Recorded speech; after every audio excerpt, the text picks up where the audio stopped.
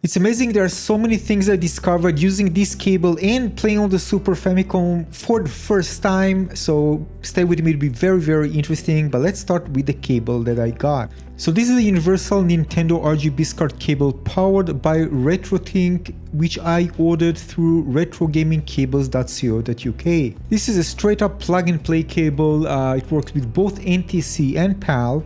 It's fully wired and grounded SCART plug using custom PCB. So this one supports Super Nintendo or Super Famicom and Super Nintendo Entertainment System, both PAL and NTSC, but also PAL GameCube and RGB modified N64s. I'll connect it to the 1Chip-02 Super Famicom from Japan, which is known for its very sharp, high quality output. So I didn't want to go with a modded one. I really like everything I read about this one, so I knew this is the one that I'm going to get first. Now when I got mine, I got it with composite, as you can see here, with RCA connectors. This is a SCART adapter, of course, but when I used it on my PAL TV, which also support NTSC, this is what I got.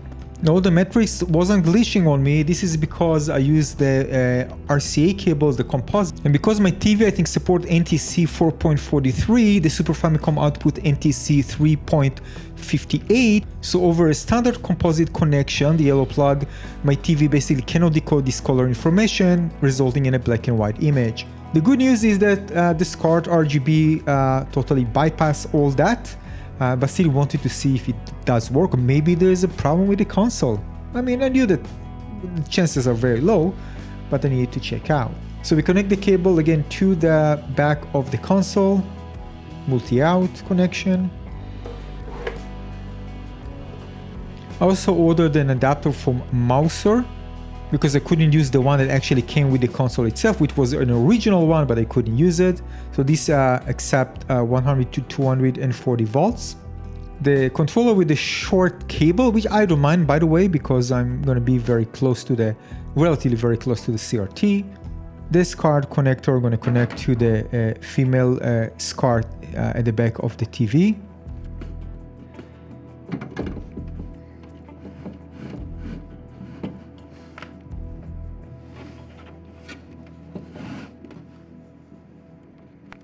I got it with a few games, so I don't need to wait. I can actually check things straight away. Also, SNES 2 Super Famicom adapter is on the way, so I'm probably gonna get it very soon. But we need to test it on something, so Super Mario World. I never played this game, by the way, and I'm gonna play it very soon.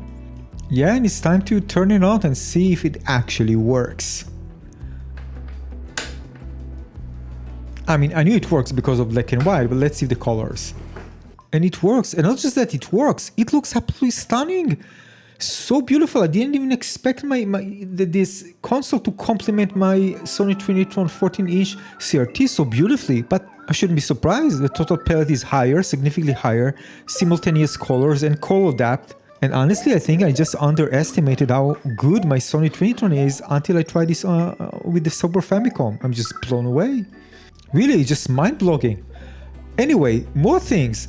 What is that? I'm just actually seeing scan lines, or the gap between the scan lines, but make it simple, let's call it scan lines because everybody are calling these scan lines. You need to understand on 14-inch, well, I'm not supposed to see that, but there are two main reasons why it's actually visible, I mean relatively visible. First of all, because this is NTSC, again the picture is kind of taking the entire screen compared to PAL, which was actually kind of a squash version of it. It was actually, by the way, the PAL was brighter compared to this one because this kind of stretched what, and the PAL is kind of condensed image. And second, I think it's also the combination of both the console that produce very sharp results and the SCART RGB cable, which also tames the blooms that make the gaps more visible. Really, I'm just blown away. I didn't know that this CRT looks that good. I mean, this just Super Famicom just made even so much better than what I thought. Seriously, I'm not joking here. If before that I was in love with CRTs, I now 2 times more in love with CRTs. It just blew my mind away. I just can't find words even to describe this. However, if you pay attention to the top, you can see that it actually cut off. And this means that I need to adjust it. Now I can actually adjust the service menu in NTSC. I actually tried and I read that it's impossible. So basically I need to switch to 50 Hz and correct it. But the thing is that I'm going to get a switcher, so it's going to be much easier to do. So you can see here it's kind of stretched out, and I just made a few changes, not totally optimal. So this is after, not perfect, I can lower it a bit more, but once I get the switcher, I'm going to optimize it more. It's going to be also much easier and faster. So this is a combination of a good cable, also good output from the console, and a good display, CRT, and that's the result. Now the move between the Sega Master System and the Super Famicom feels like you are moving to an ultra next gen thing. I mean, I just can't describe it. It feels like a modern retro game that you're gonna play on Steam, for example. I mean, amazing. Now there are more things. First of all, 60 Hz. Finally, everything just stops. You know, the same as when you feel when you move to higher hertz. Here you're gonna feel, although it's in 50 and compared to 60, it's so visible. Because 50 Hz is a little bit flickery. 60 Hz is like, that's it, everything stops. Now also the bloom is well controlled because of the 60 Hz, because the image is more spread out rather than a blob of light. And also when the image is squashed in 50 Hz, the electron beam is hitting a smaller area of the screen with the same basically amount of energy, and this concentrated heat or light can cause the phosphors to glow even more intensely, increasing the bloom effect. And aside from that, things of course move faster. So all in all, it looks incredible.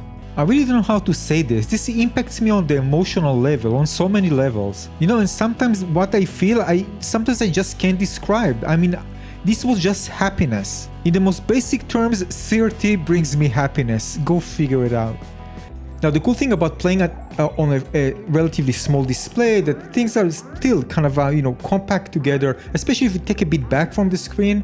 So everything when it comes to blending and everything still occur to a certain degree. But in return, you're gonna get image that looks absolutely amazing. It's not tiring the eyes.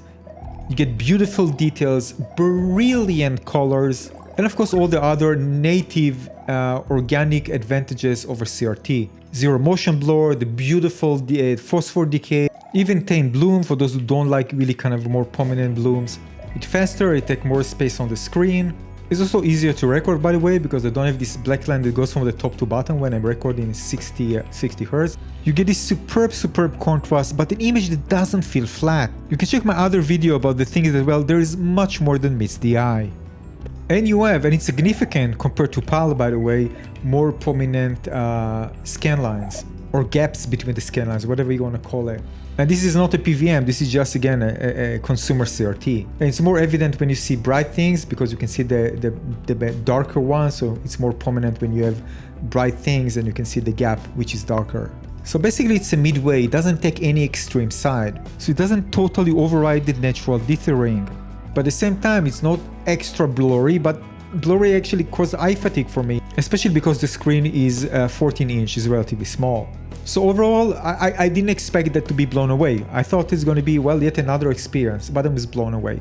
Now, I want to hear your thoughts, and if you have recommendations for games for the SNES, Super Famicom, please let me know in the comment section below, because at the end of the day, it's about games. Thanks for watching, everybody. Consider subscribing, and if you just want to leave a like. See you in the next video. Cheers.